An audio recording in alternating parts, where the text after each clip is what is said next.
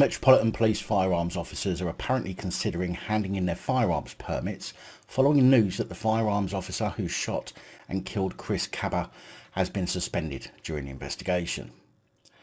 24-year-old Chris Kaba was shot when he allegedly failed to stop for armed police on Monday the 5th of September in Streatham Hill, South London.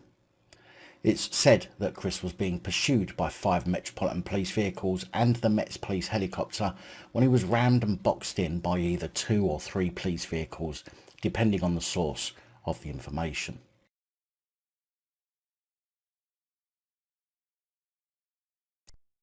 After turning into Kirkstall Gardens, he was boxed in and firearms officers ordered Chris to get out of the vehicle he was driving.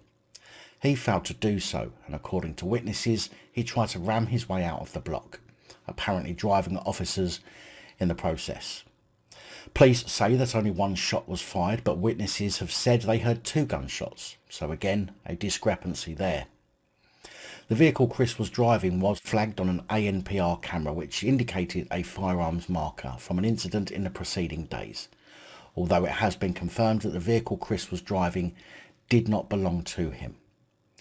The family have called for a murder investigation into Chris's death and claimed that his race was a factor in him being shot, which of course any family would want to find a reason for why such a tragedy occurred, and no family would want to believe the actions of their loved one was to blame.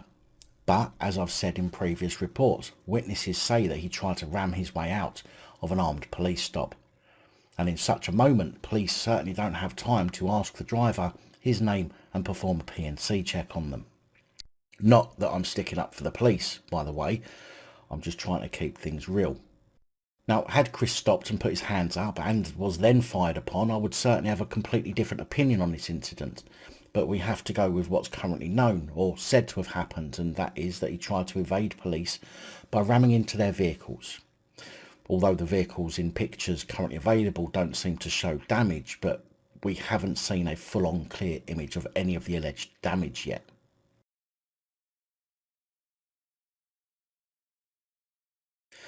On Monday, Scotland Yard confirmed the officer involved had now been suspended from frontline duties, so he is still working, just not on frontline role. However, this move has angered Firearms Command, with one source saying, "There is real anger in the ranks about this. They are all volunteers and they are increasingly feeling what is the point of doing this if our bosses do not have our backs.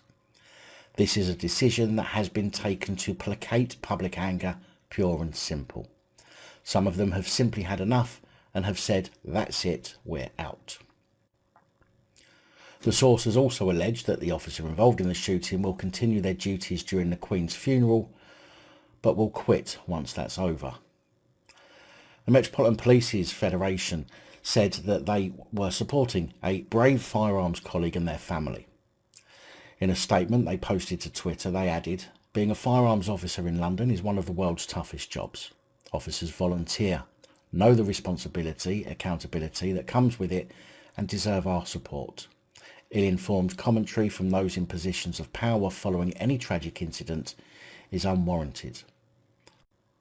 Our thoughts are with all affected." Chris Kaba was found to have been unarmed at the time, but he himself did have a conviction for a firearms offence for which he spent time in a young offenders institute. Chris was allegedly 19 at the time of the offence, which occurred in Canning Town in 2018. Now, there's no mention as to whether he had been legal to drive the vehicle he was in or not, which could give an indication as to why he allegedly made the choice to try and run. Although even that makes no sense. It's unlikely you would get jailed for not having driving documents, so risking your life over a relatively trivial matter just simply doesn't add up.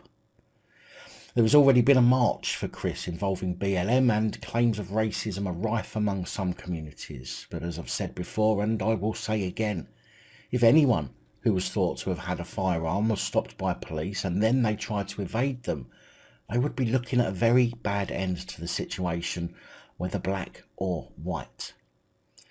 I believe personally that there were definitely other avenues the police could have taken and should be held accountable, but if the reports about Chris trying to evade them, which initially is what started the pursuit, and then allegedly ramming them when they had him boxed in, are true, then there is an element of blame that would fall upon Chris himself that must be accepted by Chris's family and the public. Was this a racist incident? Based on the information available, personally I don't think so. But all we can do is wait and see what else is uncovered in the coming weeks.